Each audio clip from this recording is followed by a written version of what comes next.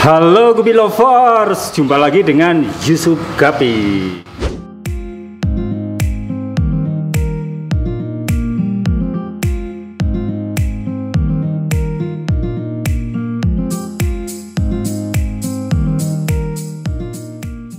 Nah teman-teman, saat ini kita akan membahas tentang rumor yang beredar, yaitu bahwa ikan gapi jenis ribbon itu mandul teman-teman. Kira-kira benar apa salah?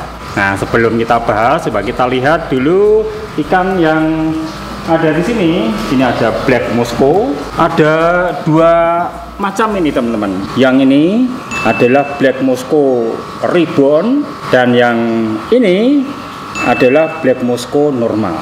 Nah, saya sendiri berpendapat bahwa bila dikatakan ikan gapi jenis ribbon itu mandul, itu salah teman-teman. Kenapa? Yang dinamakan mandul itu apa? Mandul itu adalah individu yang tidak mampu menghasilkan sel kelamin yang hidup.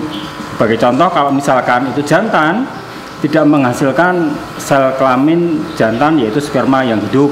Sedangkan betina tidak mampu menghasilkan sel telur yang fertil, yang siap dibuahi.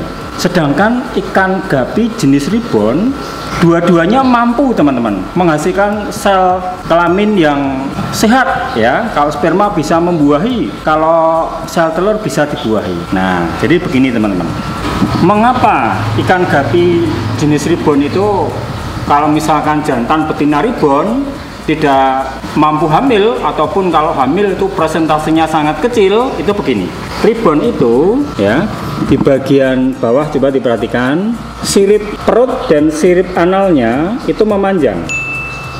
Jadi kan gapi jenis ribbon itu jantan maupun betina, sirip perut dan sirip anal itu dekat kloaka ya, untuk membuang kotoran dan beranak, itu memanjang, sirip dadanya juga.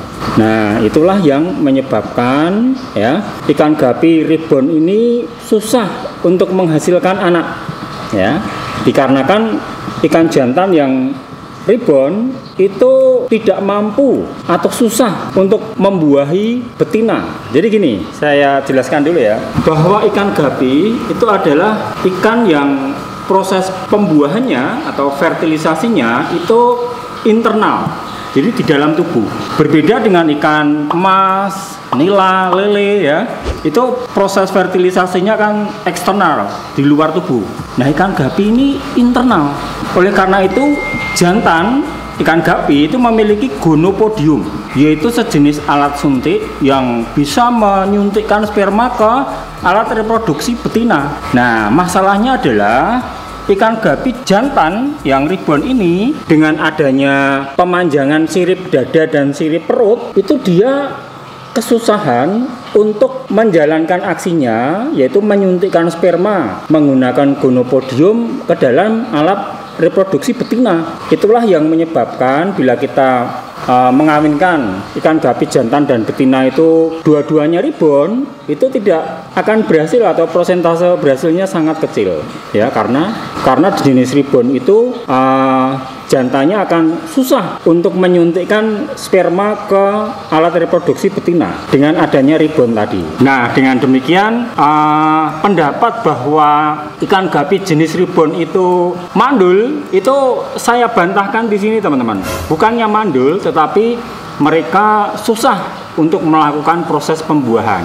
Nah terus kalau ada yang bertanya, Pak D, kalau begitu bagaimana terbentuknya ikan gapi ribbon? Kalau ikan gapi ribbon itu ternyata susah proses pembuahannya. Nah tadi kan sudah saya katakan bahwa ikan gapi ribbon jantan maupun betina itu sebetulnya tidak mandul. Dia mampu menghasilkan sel kelamin yang sehat, hanya susah untuk terjadinya proses pembuahan. Nah kalau kita ingin mencetak ikan gapi jenis ribbon, maka kita gunakan ikan gapi betina yang ribbon, kemudian jantannya yang normal. Nah seperti ini, jantannya normal, sehingga proses pembuahan itu akan berjalan dengan lancar. Nah jadi ikan gapi betina jenis ribbon itu tidak ada masalah untuk proses pembuahan ya, karena ribbonnya itu tidak menghalangi ya proses terjadinya pembuahan. Nah sehingga dengan kita mengawinkan betina ribbon dan jantan normal, itu nanti kita akan menghasilkan betina ribbon yang hamil. Dan pada saat betina ribbon hamil ini melahirkan, maka anaknya itu ada dua, teman-teman. Ada ikan gapi jenis ribbon dan ikan gapi jenis normal. Tetapi yang normal pun ini sebetulnya dia juga membawa genetik ribbon. Jadi yang normal ini pun kalau kita inbreed bisa saja nanti keluar anakan yang ribbon karena dia membawa genetik ribbon. Itu teman-teman. Jadi untuk mendapatkan ikan gapi jenis ribbon, kita harus mengawinkan betina ribbon dan jantan normal. Nah, dengan kondisi betina ribbon jantan normal ini, pembuahan akan berjalan dengan lancar dan nantinya kita akan mendapatkan keturunan langsung dua, teman-teman, yaitu ribbon dan normal. Itu teman-teman, pembahasan kita kali ini tentang ikan gapi ribbon. Sik. Ngopi sik, Bos. Oh. Oke, siap-siap. Ini tadi udah dibikinin kopi. Kalau nggak diminum ya eman-eman ini ya. Nah, minum dulu. Segernya luar biasa. Kopi hitam, teman-teman. Campur apa? Campurannya apa? Pupuk puyuh. Campur pupuk puyuh. Oke, teman-teman, sampai di sini dulu ya perjumpaan kita. Sampai jumpa lagi dan salam ngebrol. Ciu.